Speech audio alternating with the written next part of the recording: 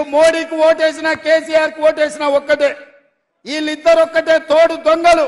ఈ తోడు దొంగలలో ఒక దొంగను డిసెంబర్ నాడు బండకేసి కొట్టిర్రు. రెండో దొంగను వచ్చే నెల మీరు గోడకేసి కొట్టాలి.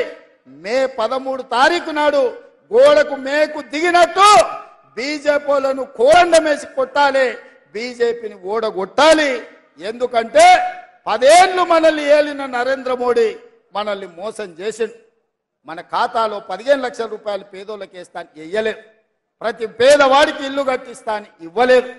2 కోట్ల ఉద్యోగాలు ప్రతి సంవత్సరం ఇస్తాను. 10 ఏళ్లలో 20 కోట్ల ఉద్యోగాలు ఇవ్వాలి. ఒక్క ఉద్యోగం కూడా ఇవ్వనందుకు నిరుద్యోగ యువకులు నడుం బిగించాలి. మోడీని ఓడగొట్టాలి.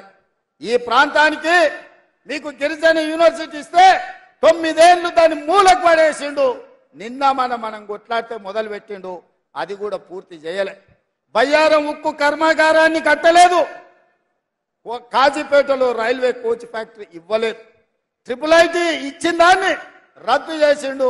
IIITతో పాటు ITIR కారిడారు, IIM కాలేజీలు ఏవి కూడా తెలంగాణకు ఇవ్వలేదు. గుజరాత్ మాత్రం బుల్లెట్ ట్రైన్ తీసుకుపోయిండు. సబర్మతి రివర్ ఫ్రంట్ తీసుకుపోయిండు. ఇవాళ అక్కడ కావాల్సిన నిధులన్నీ తీసుకెళ్తున్నాడు. గిఫ్ట్ సిటీలు కట్టుకున్నాడు. ప్రధానమంత్రిగా అందరినీ సమానంగా చూడాల్సిన బాధ్యత నరేంద్ర మోడీ మీద ఉంది. కానీ కుత్సిత స్వభావంతో నిధులన్నీ కూడా గుజరాత్కే తీసుకెళ్ళిండు. కాబట్టి మిత్రులారా, 10 ఏళ్లు మోడీని చూసిండ్రు, 10 ఏళ్లు కేసీఆర్ను చూసిండ్రు. రాబోయే 10 ఏళ్లు ఇందిరమ్మ రాజ్యాన్ని ఆశీర్వదించండి. మీ కోరికలు, మీ ఆలోచనలు, ఈ ప్రాంత అభివృద్ధి, ఈ ప్రాంత సంక్షేమాన్ని అమలు చేసే బాధ్యత కాంగ్రెస్ పార్టీ తీసుకుంటుందని మీకు మాట ఇస్తున్నా.